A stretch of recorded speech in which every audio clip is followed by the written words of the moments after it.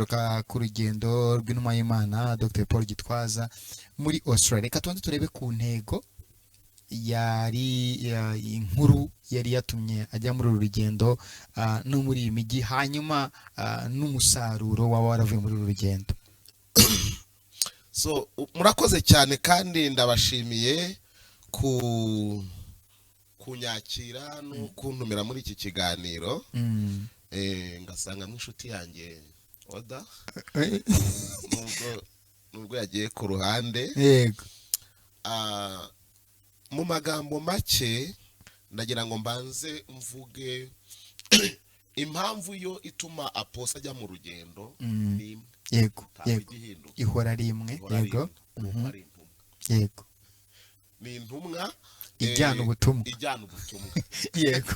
Aho agiye rero abajyanye ubutumwa. Yego. N'ubwo butumwa hakorerwamo ibindi bintu bitandukanye, ariko byose biba biri muri pake yitwa ubutumwa. Yego. Intumwa Dr Paul Gitwaza rero ndabanza muvuge ku batamuzi n'abamwumva. Ni umuyobozi mukuru w'umuryango wa Authentic Word Ministry. Yego. Ariko ntabwo ari umuyobozi mukuru gusa, ahubwo niwe visionnaire wawo. Yego. Niwe Imana yahaye iyerekwa rya Authentic Word Ministry, cyangwa se ry'umurimo w'ijambo y'ukuri. Authentic Word Ministry rero ikaba ifite intego nyamukuru yo gutunganya umugeni wa Kristo. Gutunganya umugeni wa Kristo ni ukuvuga iki? Ni ukuvuga ngo mu gutunganya umugeni wa Kristo harimo ibintu bitatu. Harimo kuvuga incarnation of God. Harimo kubwira abantu Christmas, uburyo bwuzuye bwa Christmas. Mo kuvuga ngo Imana yaje mu isi yiyambika umubiri w'umuntu. Mu gutunganya umugeni wa Kristo kandi harimo ya message turi kuvuga, twaracungu iyo ku muntu yaracungu. Yego.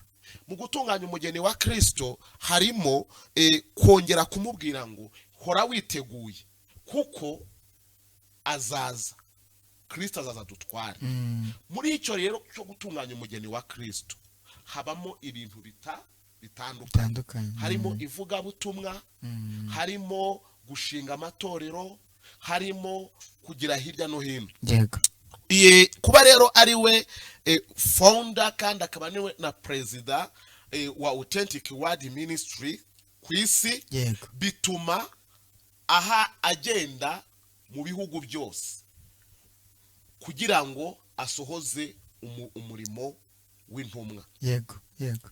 Authentic Word Ministry ifite icyicaro hano mu Rwanda kuko niho yatangiriye, ariko yagabye amashami hirya no hino ku isi hose. Ngira ngo niwo muryango w'ivugabutumwa watangiriye mu Rwanda ukaba umaze kugera mu migabane yose y'isi. So mu minsi ishize rero tuwa yari iriyo niyo kujya mu mugabane wa Oceania cyangwa se muri Australia, aho yaragiye gukorayo ibiterane by'ivugabutumwa, gutangiza amatorero ndetse no gusengera cyangwa se kurobanura abakozi, abashumba, abavugabutumwa n'abandi bagomba kwagura ubwami bw'Imana. Ubwo nahita mfatiye ku cyo gushinga amatorero, wenda muri notuwa hari Zion Temple zashyizweho, ese kugeza ubu ngubu ni zingahe bita binajyanye n'abashumba bamaze kwimikirwa hariya? Mu by'ukuri nta Zion Temple izari zihari nka Serire, izari zihari nka abari bahari nk'abavugabutumwa yarabasengeye kuba abashumba. Izari abari bahari nk'abakristo basanzwe, hari abarobanuriwe kuba abashumba n'abaevangeliste, ariko mu by'ukuri yagiye gukomeza. Hari byari byaratangiye nk'igicaniro byahindutse church. Kuko numvaga ko nko mu nshingano yabahaga nyine no gusezeranya, guherekeza abamaze kuva mu mubiri, byose donc izi nshingano z'ubupasiteri Z'ubupasiteri. bakazihabwa mu gihe bari basanzwe baterana, bari basanzwe bakora imirimo Yes. ariko nk'abakorerabushake babikora ariko bakaza kubyimikirwa muri ubwo buryo. Muri mu butumwa nk'uko wabivuze, ubutumwa ni bumwe, ni ukugira ngo abantu bongere understanding, bongere bumve impamvu yo kuza kwa Kristo, hanyuma kugira ngo babeho nuko kwitegura, nuko gutegereza, bagategereza ariko nanone bari gusavinga, bari gukora mu kingo cye, n'ubundi bahinduka abambasaderi muri urwo rwego. Akenshi na kenshi iyo tuvuze umuvisionnaire, iyo tuvuze umuntu waratekereje icyo gitekerezo, uzana igitekerezo, aba akeneye amaboko. Kugeza uyu munsi wenda twibutse abantu ni mu migabane yose, ariko si uyu munsi tuvuze ku mibare, ubundi Zion Temple imaze kugira amashami angana iki?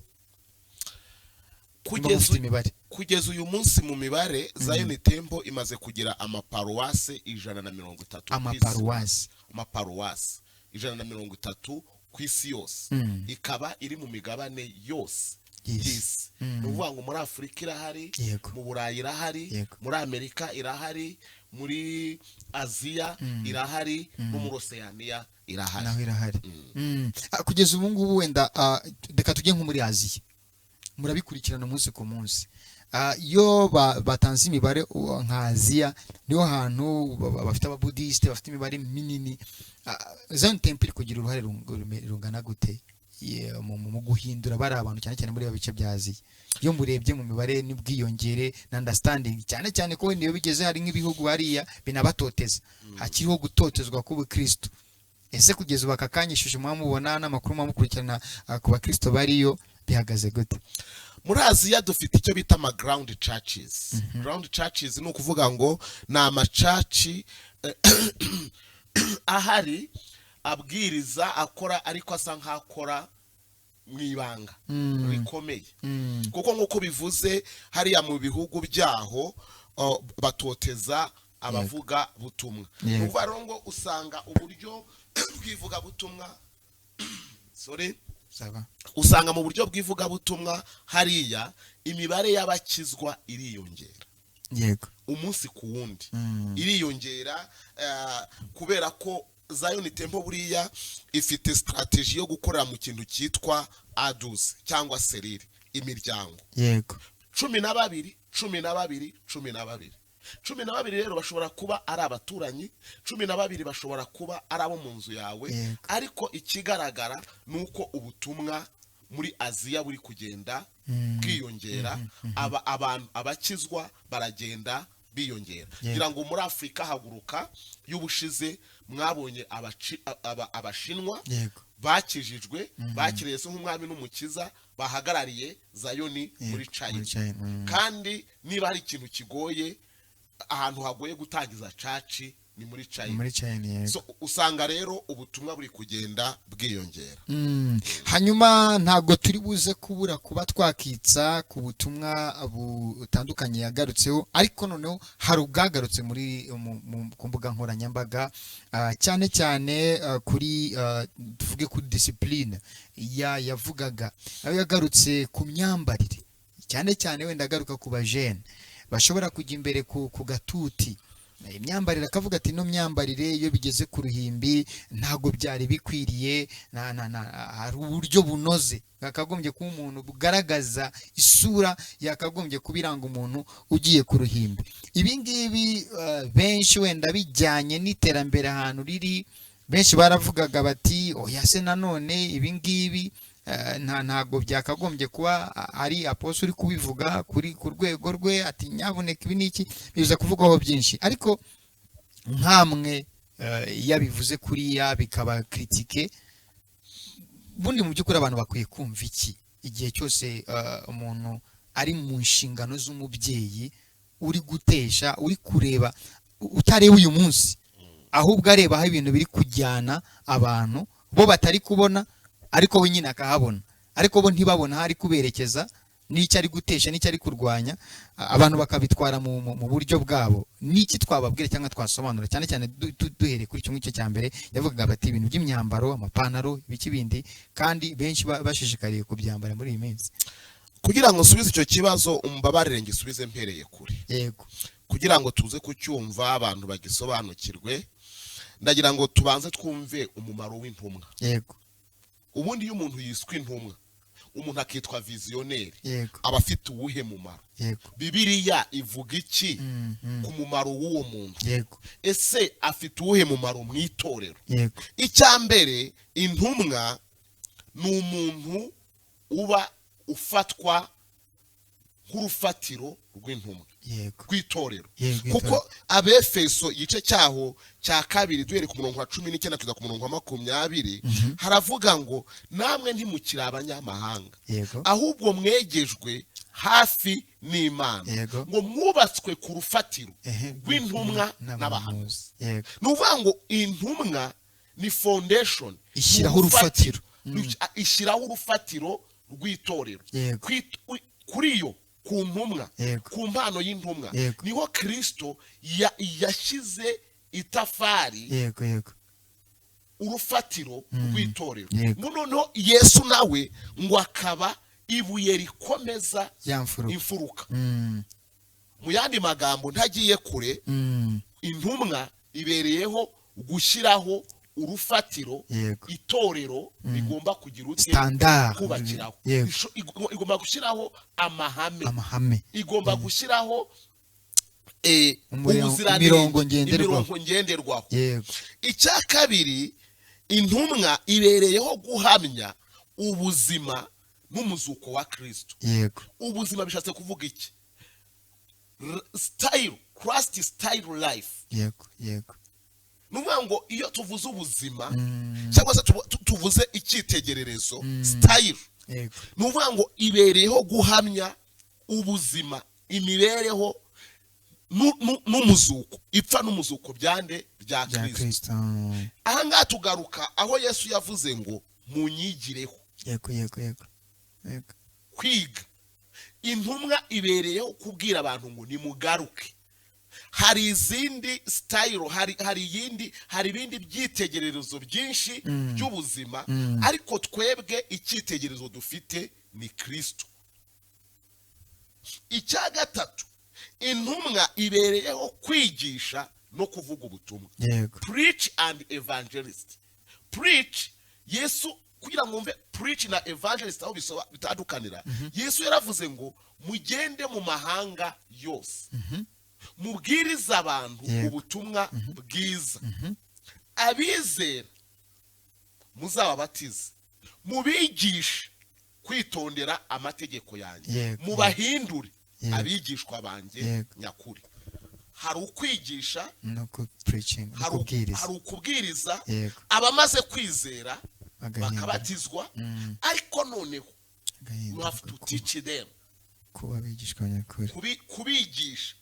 Wamara kubigisha ukabahindura, convert them, kuba bigishwa conversion. Yes. ba Kristo. Kuba bigishwa ba Kristo bisobanura iki? Umwigishwa aba agomba gusa n'umwigisha. Yego. Icya kane, intumwa ni umuyobozi, leader. A leader. Burya leader atandukanye na manager. Yego kabisa. Manager acunga ibintu. Iyo bavuze ngo ni human resource manager, abacunga abakozi. Manager agenzura ishyirwabikorwa by'aho murongo washyizweho na leta. Manager abereyeho kureba ngo ese imirongo migari yashyizweho n'umuyobozi iri kubahirizwa. Ariko umuyobozi icyo abereyeho mu gutanga direction, gutanga icyerekezo. Yego. Kandi umuyobozi nta mumanager uba ushaka ko umukozi aba asa nawe, ariko umuyobozi aba ashaka ko abo ayobora basa nawe. Yego. Niyo mpamvu Yesu yavuze ngo abantu nibababona, kubera ko muzaba mwamaze gusa nanjye, bazamenya. Yego. Intumwa nayo igomba gusa na Kristo, kandi nabo ishumbye bagasa nayo, bigatuma nabo basa nande na Kristo. Na Kristo. Yes. Icya gatanu, intumwa ibereyeho kwigisha no kurinda imyizerere y'itorero. yego yego yego Preach, teach and protect doctrine. yego Ahangaha nuvuga ngo intumwa aho iyo bakubwiye ngo intumwa zarishwe zaratotejwe, yego uzi ikintu cyatumye intumwa zicwa zigatotezwa, nuko zari ziri mu nshingano zo kurinda, yego zo kwigisha imyizerere no kurinda imyizerere. Niyo mpamvu Pawulo yandikira Abafilipi igice cyaho cya 3 yarababwiye ngo mwirinde zambwa, mwirinde abanzi b'umusaraba wa Kristo, mwirinde abakeba gukeba kubi. yego yego Urumva? Mwirinde. bivuze ngo ari ugukeba kwiza, hari ugukeba kwiza no gukeba kubi. Nuvuga ngo intumwa ibereyeho kurinda, kwigisha no kurinda iyerekwa. yego Ikindi intumwa ibereyeho kugarura ibitangaza by'Imana mu bantu. yego yego Icyanyuma naza kuvuga, intumwa ibereyeho kuba icyitegererezo cy'imirimo myiza. yego Ndageraho ngaruke kuri cya kibazo cyawe. Nagiraga ngo mbanze nsobanurira abantu umurongo. Hari abantu bagira bavuga ati se aposo Gitwaza ubundi ashyiraho imirongo y'imyambarire gute? Ese ubundi ntabwo ari Gitwaza wo kwa Kajabika ubu uri kuvugira kuri parupiti. yego Ni Gitwaza w'intumwa. yego uri kuvugira muri autorite, uri kuvugira muri autorite y'ubutumwa ahabwa. yego ahabwa. Nuvuga ngo igitabo cy'ibyakozwe n'intumwa, Actes des Apôtres, ni igitabo cy'imirimo intumwa zakoze nyuma y'uko Yesu agize ute agiye. Yaravuze ngo dore mbahaye ubutware. yego Iyo umuntu rero yiswe intumwa ntabakibarirwa mu bwoko bw'iwabo, ntabakireberwa mu mashuri yize, ntabakireberwa. Iyo yiswe intumwa yabihamagariwe, atari babindi babituye mu muhanda, atari babandi babyuka bakwitsamura ngo atikira atikize mbi intumwa. Aya intumwa yahamaga, intumwa yahuye na Kristo nkuko Pawulo yahuye na Kristo. yego Iyo aposo rero ari kuvuga biriya, icyambere aba ari kubivuga nka president fondateur wa Authentic Word Ministry, akaba ari kubivuga nk'intumwa yahamagawe na Kristo, igomba gushyiraho urufatiro rw'itorero, igomba kuvuga ubuzima bwa Kristo. Burya abantu bajya bavuga ngo abubu, hari indirimbo ya Masabo ajya aririmba ngo abubu nta gihe batabayeho, bazanahoraho.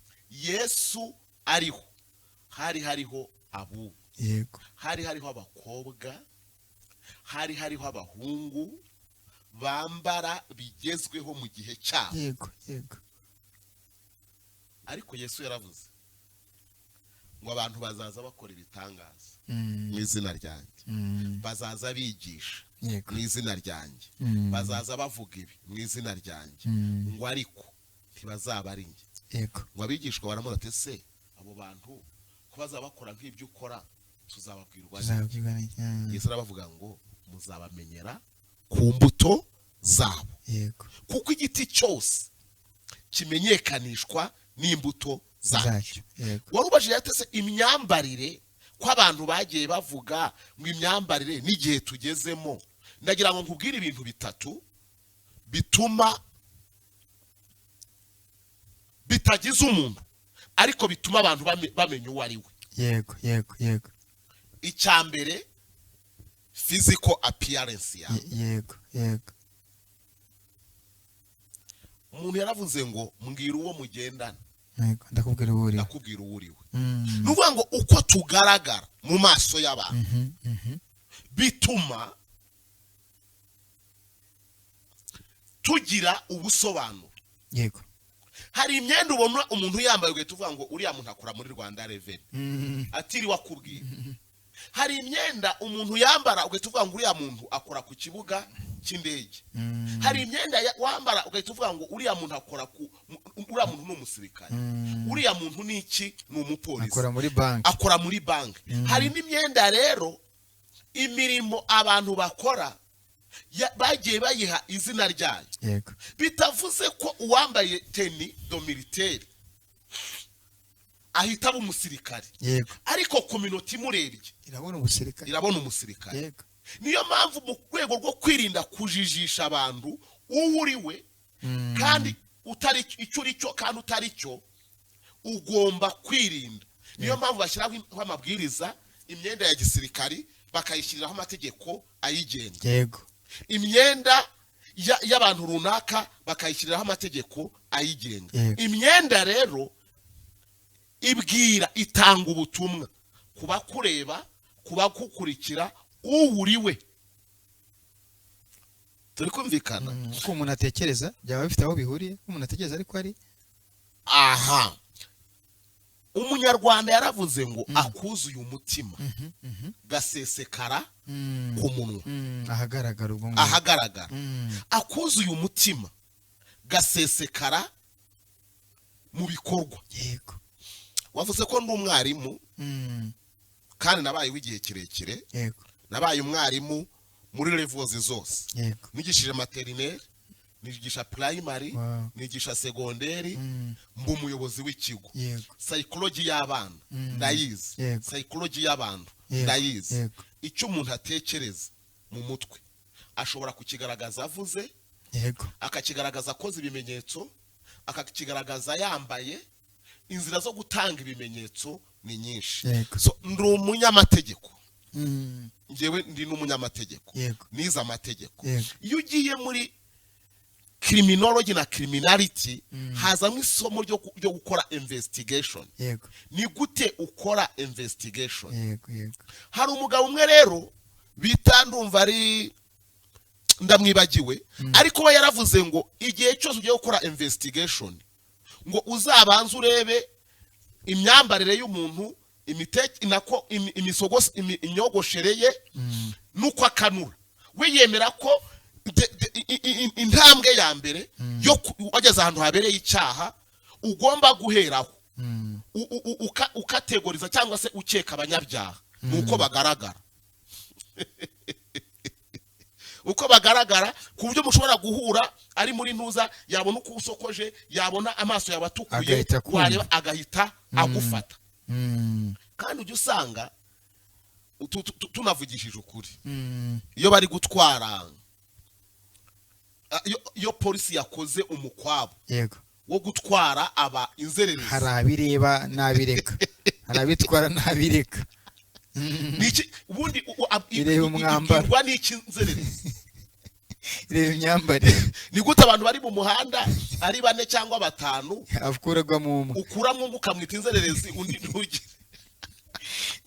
Pastor noneho rero imyambarire niho narindi imyambarire kuba wambaye ikintu ntibivuze ko uri cyo. Yego. Ariko kuba wambaye ikintu bitanga message y'ikindi.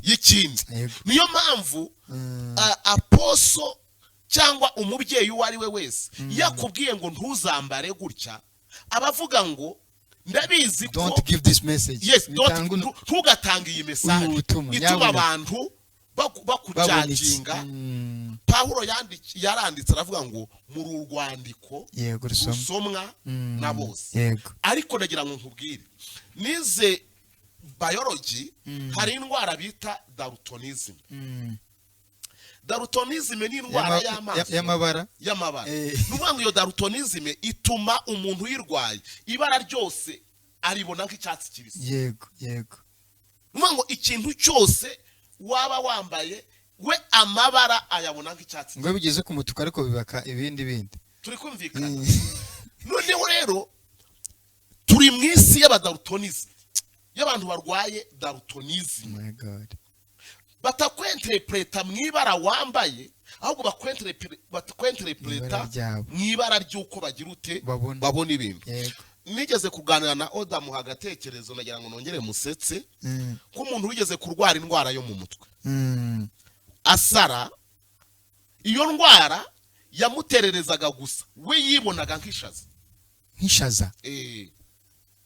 Yibonaga nk'ishaza nuvuga ngo iyo yagendaga abandi babonaga ari umukobwa mwiza cyangwa ari umugabo mwiza cyangwa ari umusore mwiza ariko we akibona hishazi.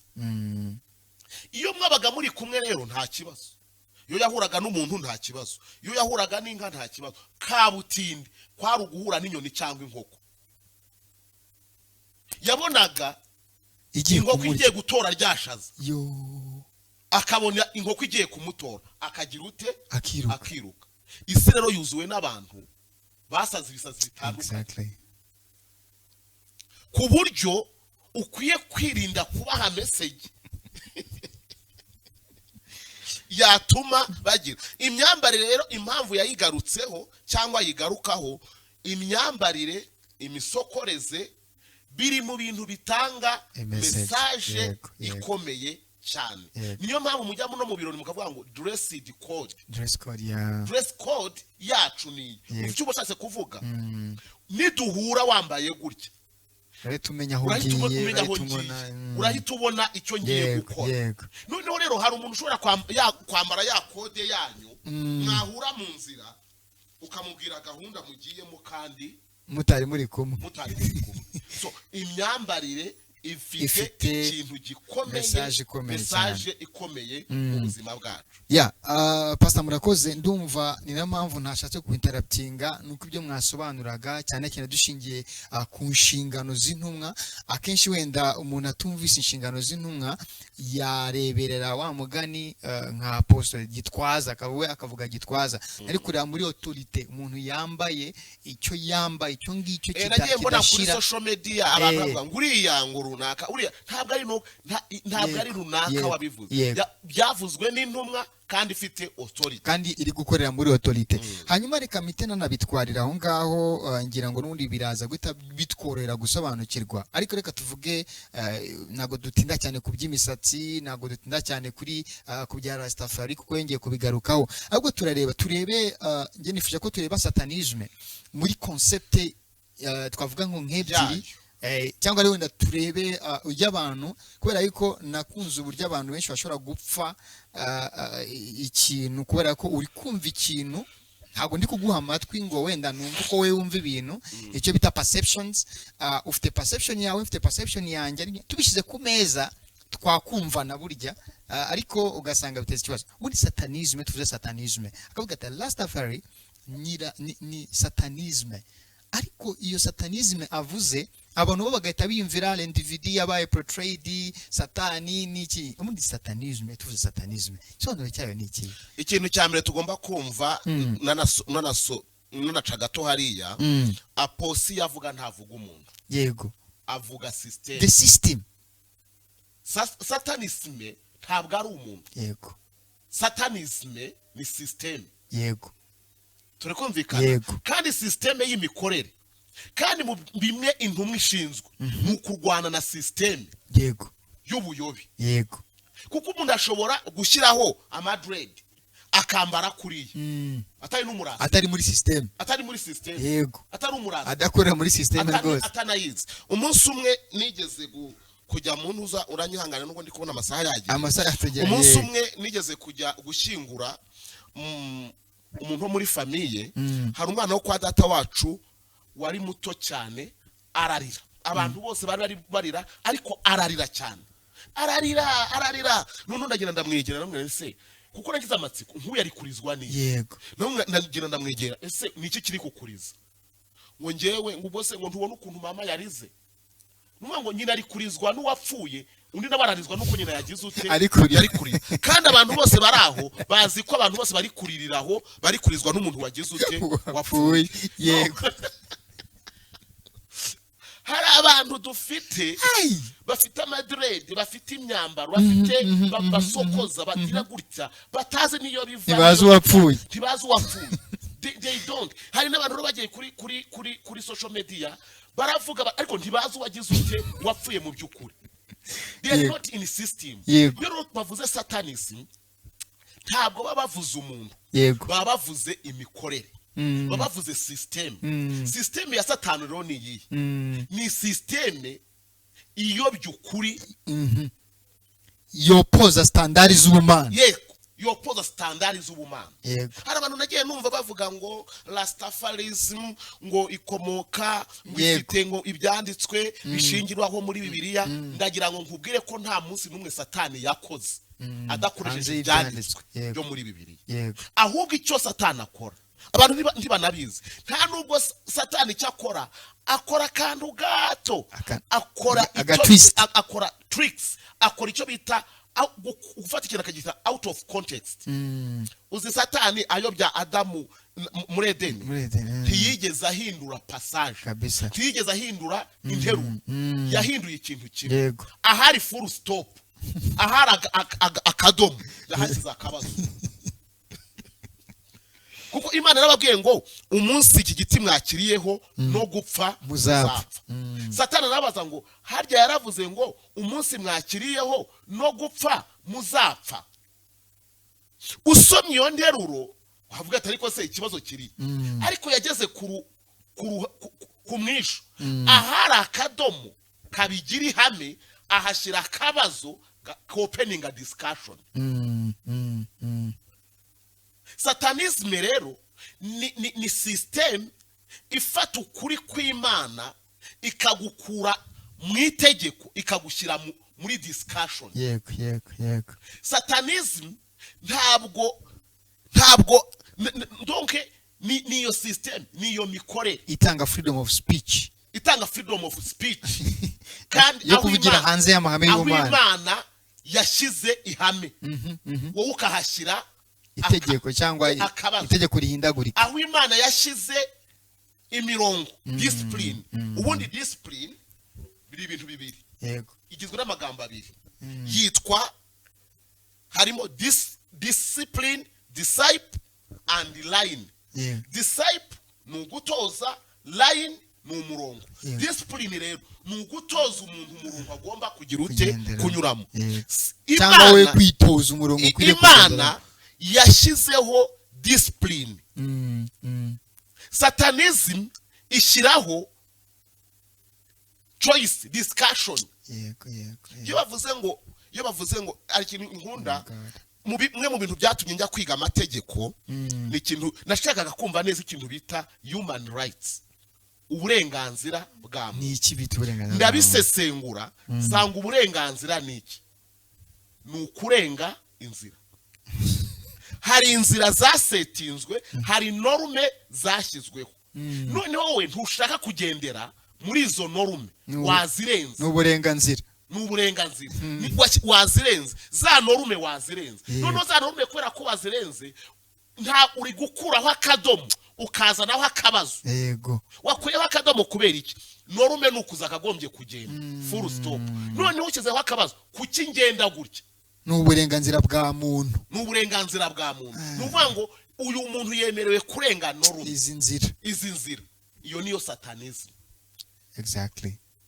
Satanism ni ukurenga inzira, ni ukurenga norme z'ukuri kw'ijambo ry'Imana ryashyizweho. So noneho rero ujya kurenga izo nzira, ntabwo warenga inzira utaciyemo.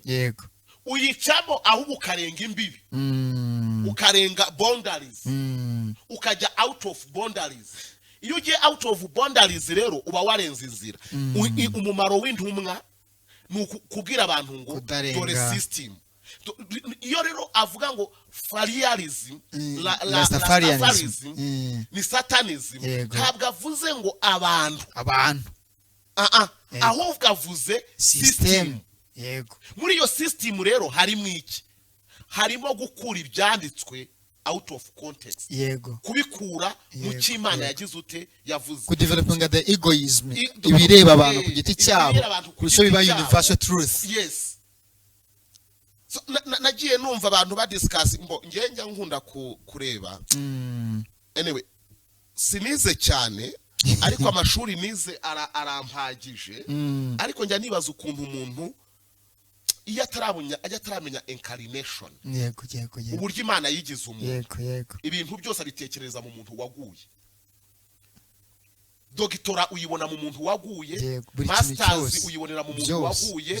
Niyo mpamvu n'ibitekerezo by'umuntu ufite PhD utarasubira mu murongo abitangira hanze exactly kuko sinumva umuntu uvuga ngo kwambara ubusa n'uburenganzira bw'umuntu kandi akabivuga yambaye kuki ataje mu ntebe yambaye ubusa yego ugasanga umuntu aravuga ngo ubutinganyi ngo n'uburenganzira bw'umuntu kandi yaravutse impamvu ari kuvuga ibyo nuko yavutse yego kandi arabizi neza ko system y'ubutinganyi ni ya Satani yo gukuraho urubyaro akavuga ngo n'uburenganzira bw'umuntu nyuma yuko umuntu agize uburenganzira bwo kutabyara ejo uburenganzira buzaba ari ubwande udahari yego none ugasanga wa muntu uri kubivuga yarabyaye ariko akabwira uriya ngo n'uburenganzira bwawe so satanisme rero ni system ntabwo satanisme ari umuntu Imana ishimwe reka tunahite tunasoreza ahangaha intumwa iriho itari mu nyungu zayo intumwa iri mu nyungu za systeme no kuvuga ngo tuvuze ubwami n'ubundi ubwami ni systeme hanyuma ukangukiye wese gukorera muri iyo systeme abaho bitanyurana n'amahame ni ngombwa wenda twagize gutya twisanga muri guverinoma muri repubulika icyo gihe bamugana bizana guhitamo bizana demokrasi ariko muri kingdom bingiwe ntago bikora muri kingdom umwami ashyiraho amahame tukayagendera ujye numva ko demokrasi harimo ijambo demo twazabisubiramo wenda tukabyinjiramo cyane reka tubashimire cyane murakoze cyane ngira ngo abantu barabyumvise cyane yuko impamvu intumwa ishobora kuba yakora ikintu runaka icyo ari cyo cyose ntabwo gikora mu izina ryayo igikora mu izina ry'ubushobozi ihabwa hanyuma satanisme turabyumvise ko ari systeme runaka iriho hanyuma ntabwo haba ari kwatakwa umuntu y'abantu bahagurutse bari kwataka undi harimo kutamenya bisaba ko abantu bakanguka kugira ngo barebe se systeme turimo ntacyo yabiri kwa against cyane cyane uri kumbwira ko uri kujya mu 1930 ukaba ariho uri kubona kubaho kwawe tukabona the Messiah wabayeho mbere Judaisme ikabivuga cyangwa se nakera wahanuwe kera ukaza kuza uri kuzanamo hagati wabikweshoninga wabyibaza ariko reka tsabigaruke tuzashaka umwanya urambuye tuganire kuri system yego cyane cyane wenda tunafashe n'abantu nk'ubwo mu ntangiriro z'umwaka turebe uburyo natwe Imana dusangije uburyo bwo kurema system z'ubuzima bwacu umuryango wubakiye kuri system ntusenyuka ndashaka ko uzashaka umwe tuganire kuri system n'uburyo yubakwa noneho na systeme iri satanike n'uburyo abantu bazisangamo akarwanira ubwami butigeze bumwangaje yego mutwemerero dusoriza ahangaha tubashimire cyane kandi twize neza ko hari icyo mwungutsemo dushimire cyane Pastor Jean Baptiste mwakoze cyane kwitabira utumire bwacu murakoze namwe kuntumira yego reka twongere kubonana ku munsi wo kuwa kane kubera ko ejo turizera neza yuko muzamwamaza namwe kujya kwiziza Noheli hanyuma reka shimire na mugenzi wanjye Olivier twabanye shimire cyane n'abatekinisiye badufashe kugira ngo kino kiganiro kibagereho reka mbifurize umunsi mwiza ndetse na Noheli nziza Bari Imana nabane namwe